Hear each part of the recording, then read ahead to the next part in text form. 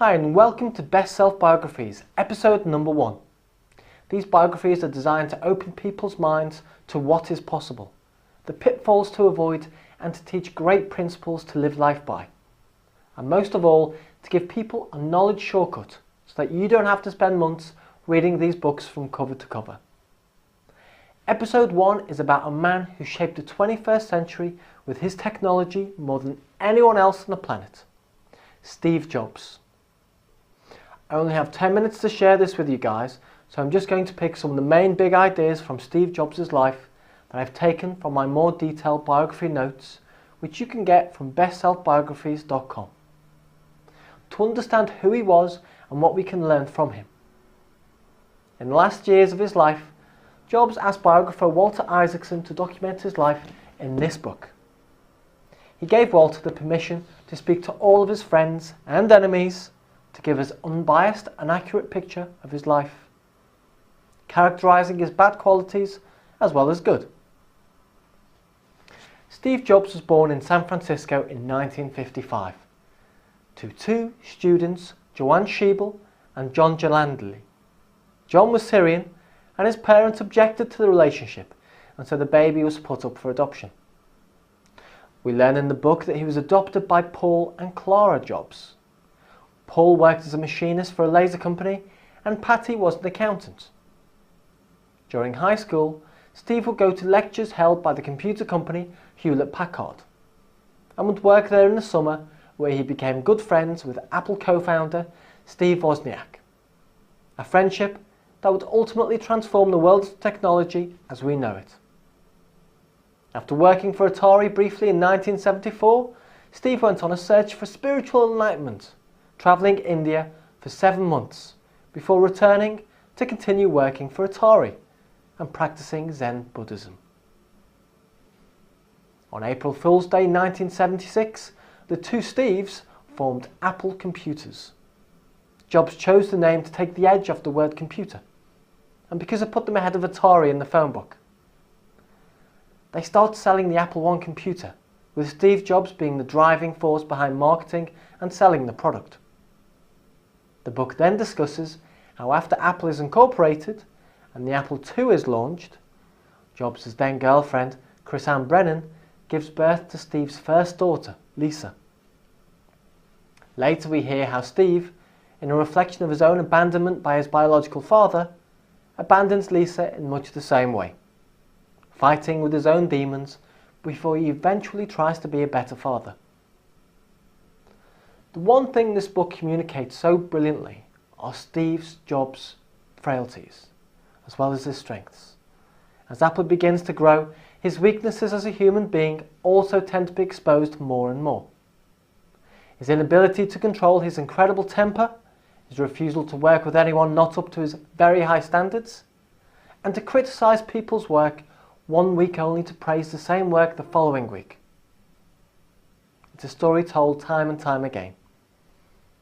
But when he asked people to create the seemingly impossible, it was his belief and can-do attitude that helped his loyal employees outperform themselves and become some of the most highly skilled and innovative people the technology world has ever seen.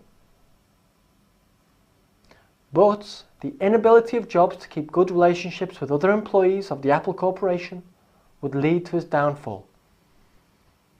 Jobs hired John Sculley from Pepsi to be CEO, with the famous line, "Do you want to sell fizzy sugar water for the rest of your life, or do you want to change the world?" But just 2 years later, Sculley became instrumental in having Jobs fired from his role at Apple. Steve became hungry again and went on to form NEXT, building computers for universities, and bought the experimental Pixar animation studio from Star Wars creator George Lucas.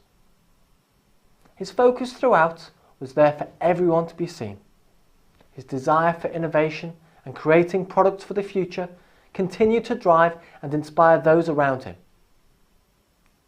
And as Apple without Jobs started to make a loss, Pixar, under Steve's ownership, released the first commercial computer animated feature, Toy Story, to huge success. Within a year, the board of Apple needed Steve back, and Steve wanted the company he created back just as much. It wasn't long before Jobs got rid of the deadwood at Apple, replacing it with the calibre of staff needed to get Apple up and running again. But there was already someone working at Apple with the same passion for products and product design that Steve had. Englishman Johnny Ives. Together, they created wave after wave of products that would go on to revolutionise the digital age. The iPod, which changed the way we consume music. The iTunes Store, which arguably saved the music industry. The iPhone, which turned mobile phones into music, photography, video, email and web surfing devices all in one. The App Store, which spawned a completely new content creation industry. The iPad, which launched tablet computing, offering a platform for digital newspapers, books, magazines and videos. And don't forget, Steve Jobs also reinvented the way retail is seen with his illuminating Apple stores. Steve continued having hit after hit with Pixar, with some of the most successful animated films of all time. The Toy Story trilogy, The Incredibles, Finding Nemo, WALL-E, Up, and many more. So much so that Disney bought Pixar, which meant Steve Jobs came to own more of Disney than any other individual shareholder. But Steve's proudest achievement was the Apple company itself. He spent a lot of his time on architecture and design, not just on the products, but on the building, to create a place where imagination is nurtured, applied and executed in the most creative of ways. So much so that it became the most valuable company on earth. Many have said that Steve Jobs and Apple are to technology what the Beatles were to music, and their effect will be everlasting. In 2004, Jobs underwent surgery for a rare but curable form of pancreatic cancer. The surgery had been delayed due to Steve's reluctance to go under the knife, preferring to try other, more natural courses of treatment. Sadly, several years later, the cancer had returned and spread. He continued to work on through most of his illness until 2009, when he had to undergo a liver transplant. But by June of that year, he was back at Apple working on the iPad. By 2011, Steve Jobs announced a second medical leave, but retaining his CEO title and remaining involved in major decisions. By August, he had resigned, and sadly, on October the 5th, 2011, Apple announced the death of Steve Jobs at just 56 years of age. Steve Jobs has left a huge legacy in the world. For this video, I've chosen just a few of what I believe are Steve's core values and philosophies that I've picked from the book to include in this video. Number 1. Let your mind explore ideas and all possibilities. Steve Jobs held 313 patents in his name. And although he may have needed the design genius of Englishman Jonathan Ives, even Johnny states how he would not have invented the Apple products if it wasn't for Steve suggesting what was in need of being created in the first place. Number 2. Surround yourself with A-team players. I know of no one who was more ruthless than Steve at surrounding himself with people who perform to the highest of standards. Steve knew that weak employees can affect the performance of the whole team, and strong people around you will make you stronger. And this is no different in our own lives. Number 3. Make things easy for people. Make things user-friendly. Keep things simple. Steve Jobs loved simplicity, from the minimal furniture in his house to the simple brilliance of his products.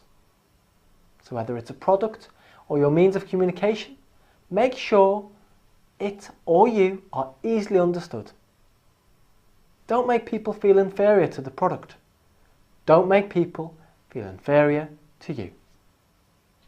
Number 4. Make the impossible possible. Steve Jobs was renowned for his reality distortion field. He believed that anything could be achieved in half the time it usually takes. He believed in technological capabilities that seemed impossible. It turns out that his strength of belief usually made the impossible possible. Number 5. Good times, hard times, but never bad times. Steve wrote this to his wife, Lorraine Powell, on their 20th anniversary. We didn't know much about each other 20 years ago. We were guided by our intuition. You swept me off my feet. Years passed. Kids came. Good times, hard times, but never bad times. We've been through so much together, and here we are, right back where we started 20 years ago. Older, wiser, with wrinkles on our faces and hearts. We now know many of life's joys, sufferings, secrets and wonders, and we are still here together. My feet have never returned to the ground. So, good times, hard times, but never bad times. A fantastic philosophy to live by. I'm sure you'll agree. Number 6. Design a great product and the people will like it. Steve Jobs said, "I want to put a ding in the universe." Unlike many other companies, he didn't believe in using focus groups to see what they wanted. He believed in making innovative new products that people had no idea whether they wanted, until they realized what a unique and great product it was. Steve was influenced by Henry Ford, who said, "If I'd asked customers what they wanted, they would have said a faster horse." Number 7. Memento mori. Remember, you will die. Steve said, "Remembering that I'll be dead soon is the most important tool I've ever encountered to help me make the big choices in life. Because almost everything, all external expectations, all pride, all fear of embarrassment or failure, these things just fall away in the face of death, leaving only what is truly important. Remembering what you're going to die is the best way I know to avoid the trap of thinking you have something to lose. You are already naked." Another interesting fact, not in the book, is that the British scientist Sir Tim Berners-Lee actually programmed the original World Wide Web on an NEXT computer and was next in line to show Steve his creation at the developers convention in Paris, just as Steve was called away so he didn't miss his plane. So one way or another, Steve Jobs changed my world and yours completely. On October the 4th, he told his loved ones he was sorry, truly, deeply sorry to be leaving us. Jobs faded over the day, and by 2 p.m, just hours after Apple wrapped its iPhone 4S event, he could no longer be roused. Hours before, he slipped into unconsciousness. However, he did leave some enigmatic final words.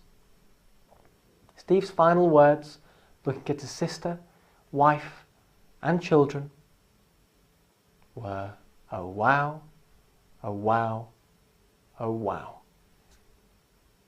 I'm going to leave you with an excerpt from Steve's famous 2005 commencement address at Stanford University.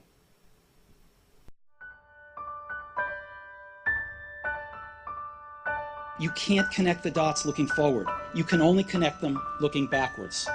So you have to trust that the dots will somehow connect in your future. You have to trust in something, your gut, destiny, life, karma, whatever. Because believing that the dots will connect down the road will give you the confidence to follow your heart, even when it leads you off the well-worn path. And that will make all the difference.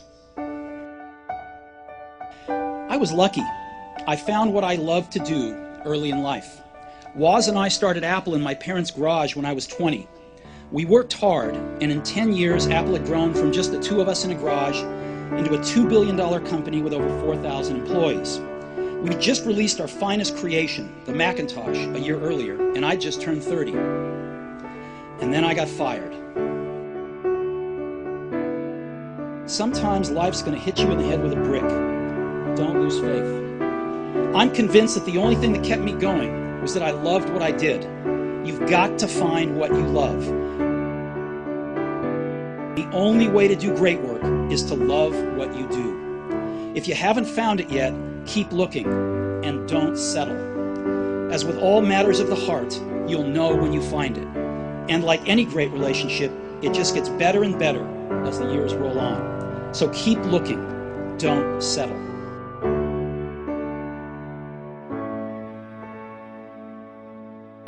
Your time is limited, so don't waste it living someone else's life. Don't be trapped by dogma, which is living with the results of other people's thinking.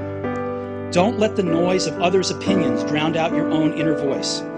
And most important, have the courage to follow your heart and intuition. They somehow already know what you truly want to become. Everything else is secondary.